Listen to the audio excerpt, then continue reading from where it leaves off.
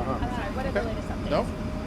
Right now we're working with Consumers Energy in order to control a gas-fed fire that is on the one side of the building. I know that we've had some footage that's been taken of it.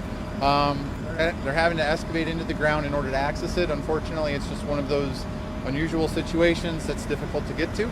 So we're working with them in order to make the scene safe. We're providing a water suppression so their crews can work and they'll be able to get that under control. From what we can tell, we've put drones in the air in order to be able to tell that we have very minimal fire throughout the rest of the building. Our plan right now is once the fire is out, the fire crews will make sure that the fire has completely been extinguished.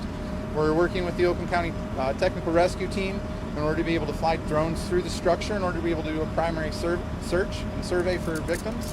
We currently have 2 people that are unaccounted for. We do have names, and we are trying to make contact with those people, but so far have been unsuccessful. So that effort is still going to continue. Meanwhile, we're hoping to be able to get some drone footage in there in order to be able to take a good look, and then we'll work with the technical rescue team in order to be able to actually put people in order to verify that either there is somebody or isn't somebody in that building. There could be fatalities. Correct. There could be fatalities. We are working actually under the presumption that somebody could be trapped in the structure.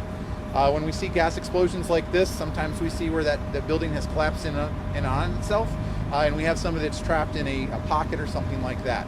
So without being able to make contact with those people, that's the presumption that we're taking at the moment. So it's still a rescue here and not a recovery. We're not calling them fatalities, we're calling them missing people because there is still a possibility that either they've exited the building, weren't in the building in the first place, or that we'll find them when we make entry with people later on tonight. Nothing that we're willing to release at the time.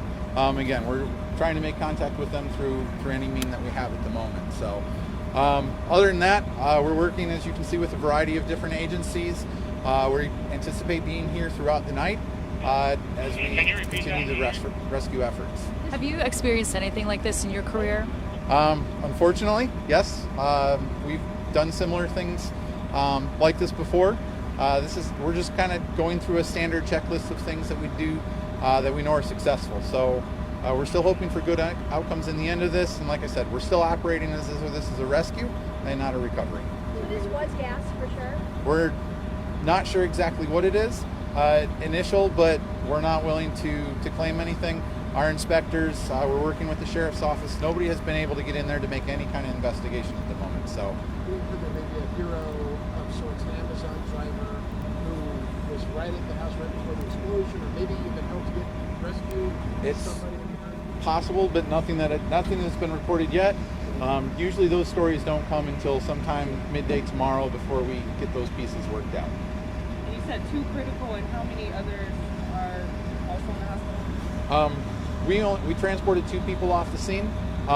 Anybody else that was what we call a walking wounded, they were able to self-extricate and get, but we've only transported 2 people from the scene.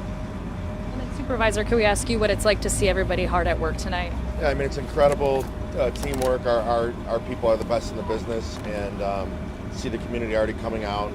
Multiple churches have opened their doors and taken people that are being displaced. This is, we hate these opportunities. We hate when these things happen, but this is what our team trains for. We've had a similar experience like this a few years ago, so we're prepared to handle this situation, and we're so grateful for the support of our surrounding community departments and the already outpouring of support from the greater community looking to help these people. So. Any more updates tonight, or do we think that'll be early morning? Give me about 45 minutes, and I'll tell you if there's going to be another update or not. I mean, I hate to kind of put you on that limbo, but we'll be here but that's where I'm at. And you said Woodside? Woodside Located Church. which, So like they're on Orion? Joslin Road. So Woodside Church is at Canterbury Village, just about a mile from here, north and east. And they immediately opened their doors. We had the North Oakland Transportation Authority buses here picking up folks and taking them to Woodside. Since that point, I just talked to the pastor at Woodside. There's no one there at this time. So people were able to get relatives and friends and family to pick them up. But they're still there if need be, and we're here to help people if they need it. So.